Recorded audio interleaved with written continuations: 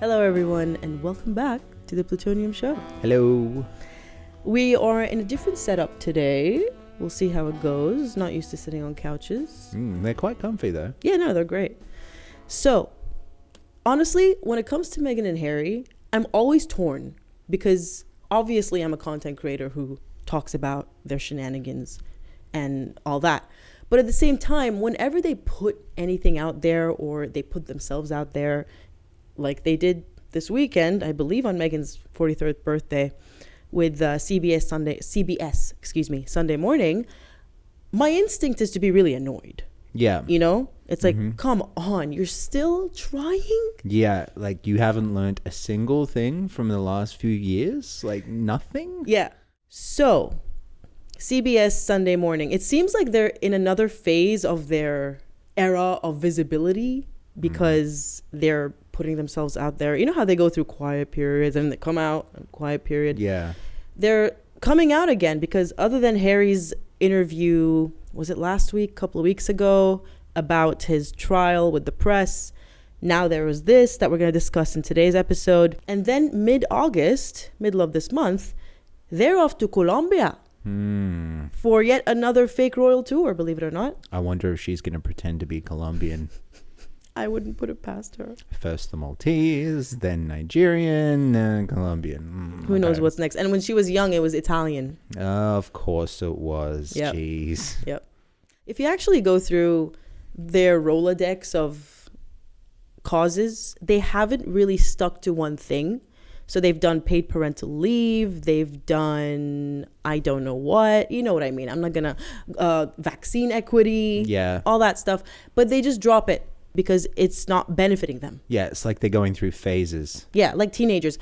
But what's happened with this one, this particular cause, which is, well, online bullying, I suppose, and doing something about it, because we know their agenda, their very transparent agenda of censorship. Yep. This one seems to have stuck because they found an in. We saw them do this last October, right after Invictus, when they went to New York for the Mental Health Week festival. And they inserted themselves using Archwell, which is, again, what they've done in today's topic. Of course. Yep. And even there, we saw them sitting with grieving parents. So on the face of it, you kind of go, why are you spearheading this movement?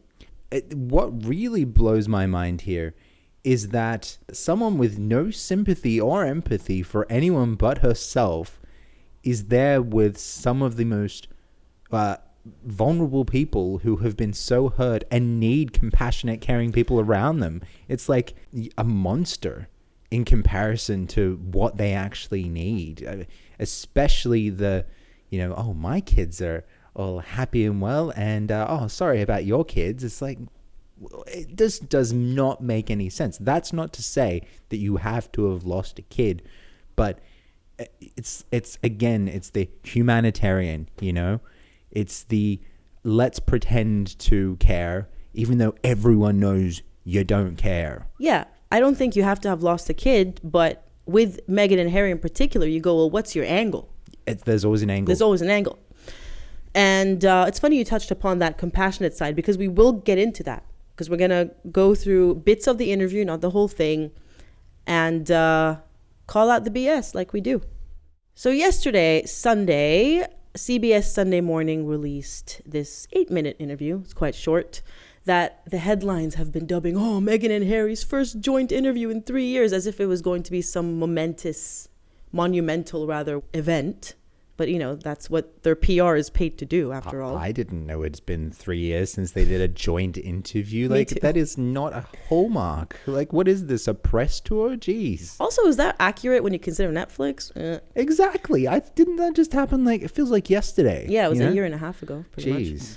The irony is, they introduced this new initiative of Archwell's called the Parents Network in conjunction with this interview. And of course, we cannot ignore that without commenting on the irony of it. The Parents Network, when we have two people who have mistreated their own parents so publicly and so unabashedly, like it's par for the course. Yes. And not to mention that these two people will fly across the world several times with their children nowhere to be seen.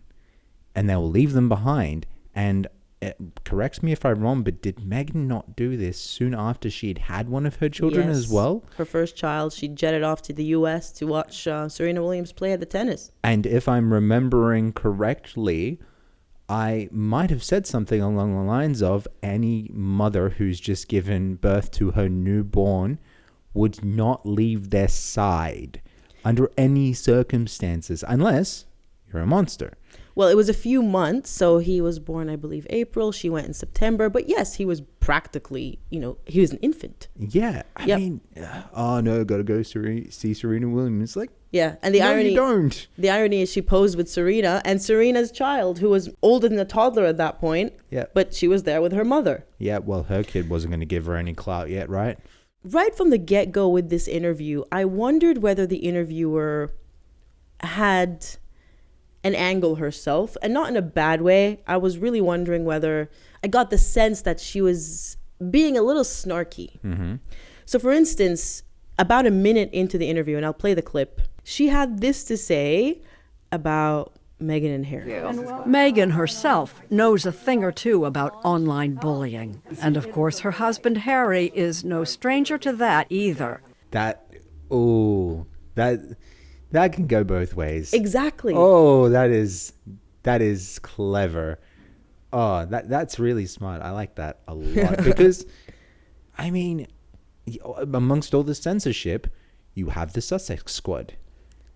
The Sussex Squad, exactly. And that's what we can say with confidence, in the sense that we know the Sussex Squad are saying things that Meghan and Harry are not stopping. And as they have said themselves, being silent is being complicit. Yep. But on the other end of the scale, things that we cannot prove, so we can't say are factual, they're probably, especially Meghan, I would say, probably contributing to the hate, particularly against Catherine personally. Absolutely. So, yeah, that double backhandedness is perfect. Because if Meghan had her way, there would still be online bullying. It just wouldn't be against her. It would be against all of her enemies. And the first 10 people on that list are Catherine. Yeah, pretty much. And let's not forget, of course, the allegations from her ex-staff. Yes. Of bullying, which she has not sued over yet. Yeah, I wonder why. Maybe it's because she thinks anyone should be able to do that. That's normal, right? You just bully people, right? Oh no, when it happens to her, she's high and mighty. Don't do it to me. I'm precious. Yeah. At this point, we've got to the stage where almost every parent needs to be a first responder. And even the best first responders in the world wouldn't be able to tell the signs of possible suicide. What really stood out to me as I watched was how painfully unqualified they are to talk on this topic. Harry in particular pipes up quite a bit, much to Meghan's annoyance. If you look at her body language in this interview, she cannot stand the sound of his voice. Wow, that's so telling. I mean, obviously we've mentioned that there might be troubles in paradise between those two before, but when it's there in front of the world, right? Okay, 101. When your partner is talking and there's a camera on you, just smile. Just smile, no matter what they're saying. And she's an actress. Exactly. Well, you would think. Yep. You would hope, oh, she did Suits. All right, whatever. I didn't care. People who can't act get cast in roles all the time. But, man, just show them a little bit of respect. Yeah, don't crucify me, but Emma Watson, anyone? I don't think she can act either, but that's just me. Ooh. Hot takes. She's Meghan's role model, so it makes sense. Oh, well, there you go. There you go. Pardon the car course. But about, there being unqualified, I've said this before in, I think, a video called The Performer. If you really care about a cause, but you're not an expert in that cause, for example, here we have mental health, then I don't mind people with power and platforms and influence starting initiatives to tackle these causes. Yep. First of all, as long as they're not hypocrites and as long as they practice what they preach, which exactly. Meghan and Harry don't satisfy either of these. But if you actually cared, don't you think you would, instead of sitting there and spouting nonsense, as Harry did in this interview, quite frankly, he doesn't know what he's talking about, you would perhaps let a psychologist talk about it for 2 minutes. Cut to a clip of a psychologist talking about, who is affiliated with Archwell, to actually educate the audience, the parents who are watching this interview, and give them a quick kind of run through, a rundown over certain things. It's just another level of showing how little Meghan cares, because that thought would never cross her mind. Well, Harry too. You always like to forget Harry's in on this. This is true. However, Harry does give the stage to Meghan, right? So he does know how to give the stage to someone else. Whereas Meghan only wants to be on the stage, and as we've seen, gets really annoyed when even her own husband, who she wouldn't be there but for him, when he dare open his mouth and use his words, which she is so desperate to do consistently. So why would she want someone who can actually help people in the same situation? Why would she want professionals to give actual advice? Why would she want anyone else who sounds smarter than her? It just doesn't make any sense. I think the short answer, which you already know, but just for the sake of the discussion, is she doesn't give two hoots about these parents or their deceased children. No, she doesn't. That is a fact. Because if she did, again, they wouldn't be wasting their time sitting there looking, in her case, incredibly robotic.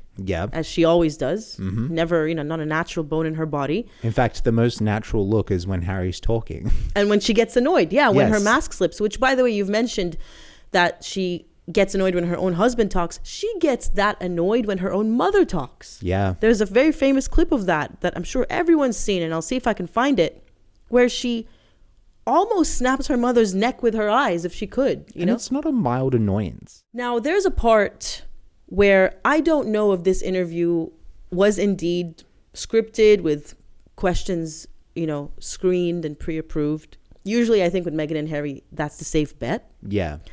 But the interviewer asks Meghan about her claims of wanting to end her own life that she made on Oprah, and that we have not heard of since, mind you.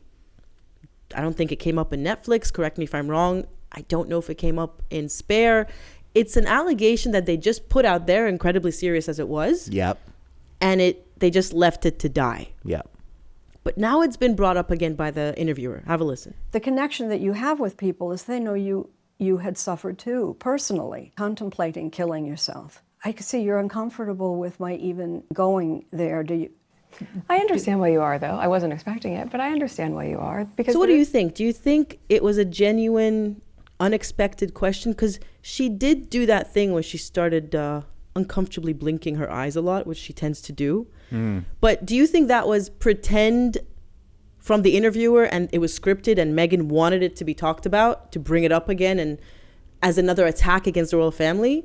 Or was it indeed a curveball that Meghan didn't see coming? What did you garner from that? My initial analysis is a little bit swayed because looking at the interviewer, who seems experienced and who's probably done this a few times, I'm guessing, and then comparing that to Meghan's robotic, deadpan, almost like a computer blue screening and shutting down and rebooting, I can't tell if the interviewer, on the one hand, if the interviewer is that good at her job that she can make whatever she's saying seem natural, even if it's scripted, or if it was actually natural. Because I can't base it off Meghan. Yeah, because Meghan has just one setting, robot.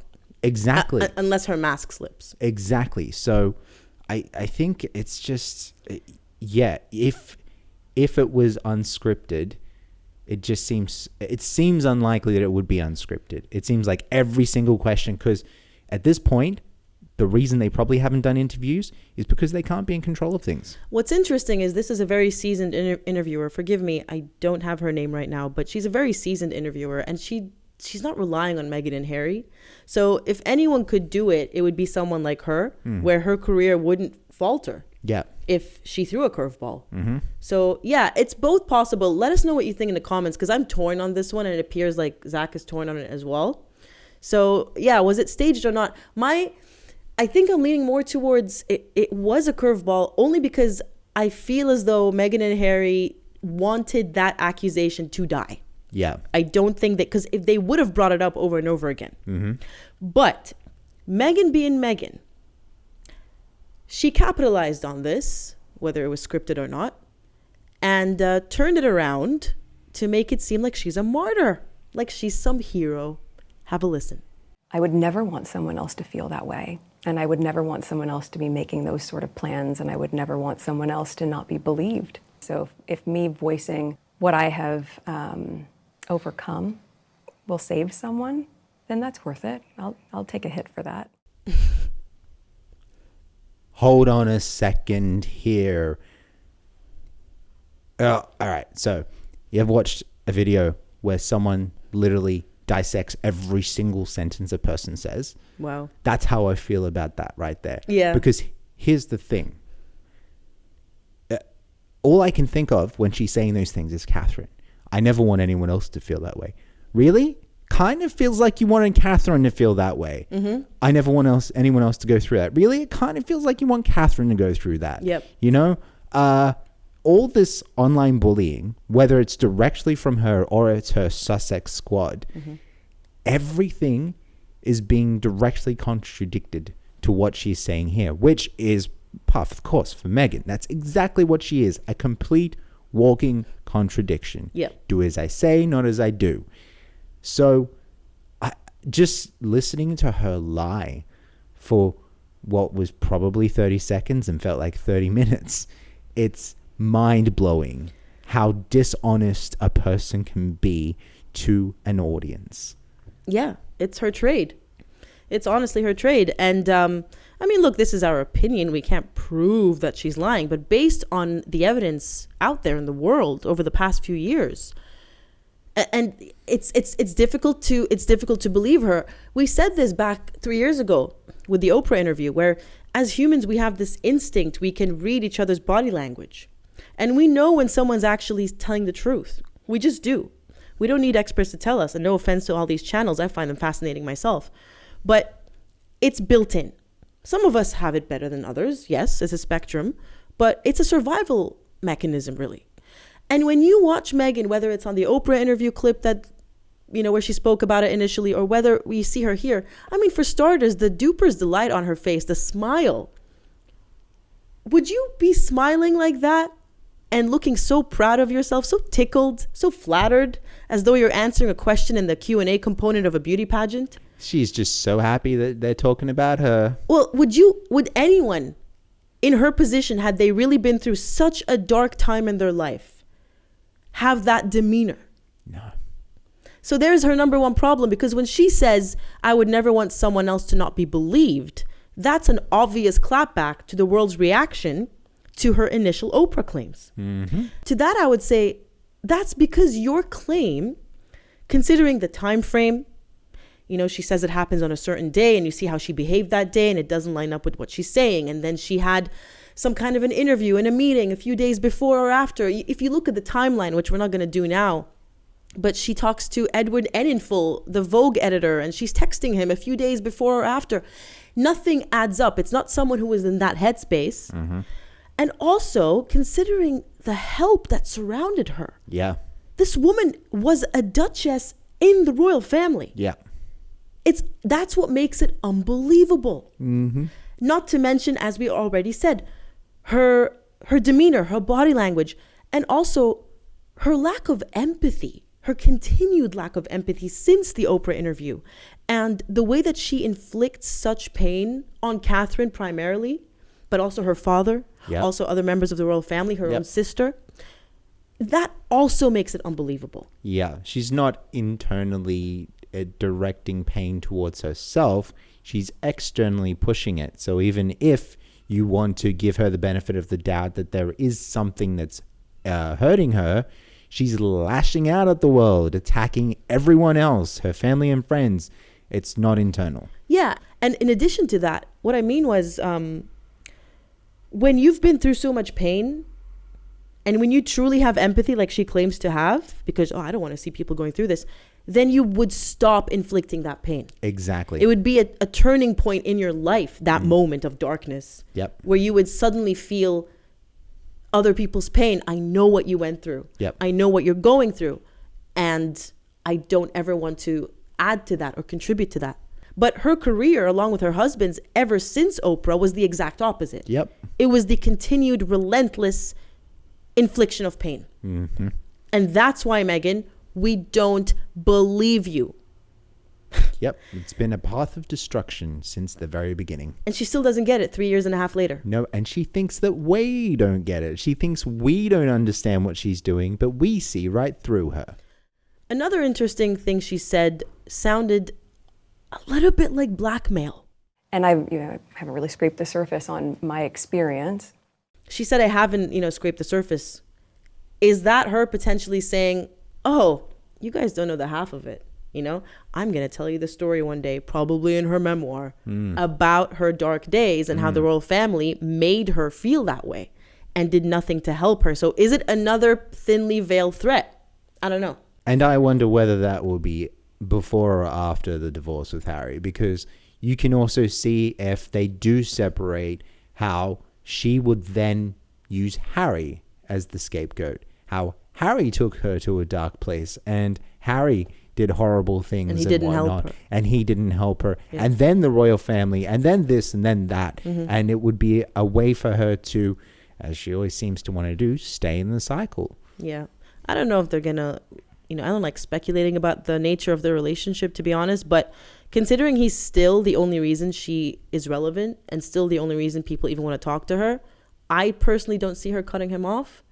But if they're going to be together in this way, in this manner that we've seen them in this interview, if that's how they are in public, then it's a pretty miserable existence, which I touched upon or actually discussed in detail in my last video with in relation to the Sussex-Windsor files, part 4, the exiles. So yeah, I don't envy them if that is their fate. Now, finally, the interviewer remarks that this is a very small initiative. It's still quite humble, humble beginnings. And Meghan says this in response. I think you have to start somewhere. Which brings me back to what you said very early on before we even got into the interview. That whole topic of compassion and empathy. She says, I think you have to start somewhere. And this, I'm going to sound like a broken record, forgive me. But how about you start with your own father? Yeah. It's very fitting here because this is about parents who are grieving the loss of a child. Yeah. And yes, in their instance, the child is dead. But the way Meghan has brutally, mercilessly cut off her own father, his grief, and I think he's alluded to this, it feels as though she's gone. Yeah. It feels as though he's lost her forever, which is what death is. But in this instance, it's in a metaphorical sense. Yeah. And so that's what really irks me when I watch these interviews, other than the lies and the performance. Why don't these interviewers go there? Yeah. Why don't they ask these questions? I know they're never going to get the interview if they do, and Meghan's going to walk out. She's going to walk out, and I think part of the agreement with these interviews is they're often pre-filmed, and that if the interviewee doesn't like the interview, it doesn't air. I'm sure there's some sort of In the agreement contract, like that. yeah. And so I think that's why, because they have to play ball. I think the days of, I remember Tom Cruise walked out of an interview, I think. Yeah. Many actors and actresses. Yeah. Yeah. Many famous people, essentially. They walk out of interviews. Yeah. Exactly. So I don't think, I don't know if that still happens, if it's recent. I don't really watch a lot of celebrity interviews, to be honest. Neither do I. But yeah, I also think that Meghan and Harry won't go somewhere where they're going to be so exposed. Which is why opportunities are getting cut down for them, because if we go there, they could expose us. If we go there, they could expose us. Hey, the streets of the UK, booing everywhere. Yeah. Yeah. But that's what's been happening, even with Harry's solo interview a couple of weeks ago with ITV about his trials against the press. there were so many segues, so many opportunities rather for the interviewer to really go there. Yep. Especially with the rift with his family. He blames basically the press for the rift with his family. Oh, of course, the press. It's always the press. Yeah. The press. Harry, take some responsibility for once in your life, buddy. So, and she didn't go there, the interviewer. You know, they're all, so it's frustrating for the audience. I'm sure you all feel the same, where it's like, oh, if I had a chance, you know.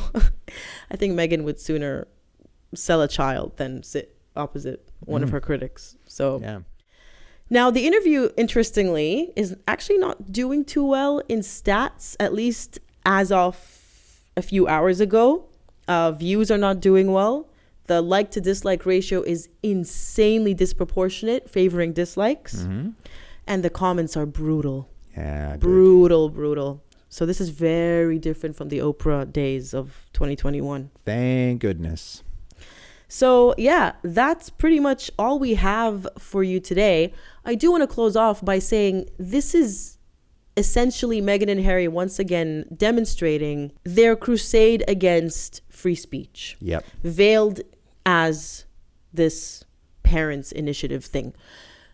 The thing with Meghan and Harry, and it's been very obvious for years now, it's nothing new, is that to them, criticism, valid criticism, is bullying and misinformation. Yep. The two things that they are campaigning against. Yep. And that's why I think they're never going to let go of this angle of, you know, online censorship, online bullying, child safety, because this is just the beginning.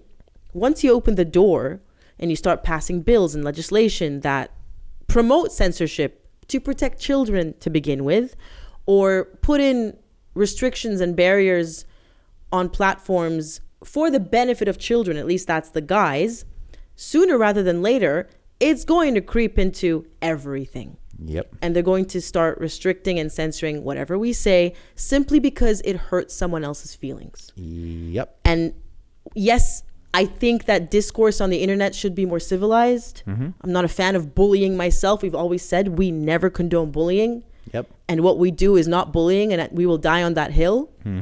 But the reality is, if you're going to behave in a bad way, such as Meghan and Harry, you're going to hear about it. As you should, as everyone should be doing. To sit there idle while bad people are doing bad things and not speak up or say anything is pretty horrendous. Yep, there's that quote, which used to be my Instagram bio, but no longer is, and I don't remember it verbatim, but basically the only way for evil to prosper or something is for good men to do nothing. Yeah, So absolutely. if we're all going to sit there, you know, closing our ears and blocking our eyes and just letting people like Meghan and Harry do their bit, and Meghan and Harry are just the tip of the iceberg. Yeah. We've always said in many of our videos that they're just dumb enough to do this in the open. Yeah, The scary ones are the puppeteers who have the brains to remain in the shadows. So yeah, anything else you want to add before we end this one? I thought that maybe another thing that Meghan might use, you have to start somewhere for, is the name for her first husband in her phone. Oh my God. That is a burn. Yeah. She's going to need some burn cream for that. Yeah. Damn. All right. Let us know what you think about all the questions we have posed to you throughout this discussion. Really keen to know what you think, because I really am torn about a few things. Like, is the interview snarky? You know, was that a staged question or not? So yeah, we'll hear from you in the comments. We'll see you there, and until next time. We'll see you on the next one. Thanks for joining us. Bye. Bye.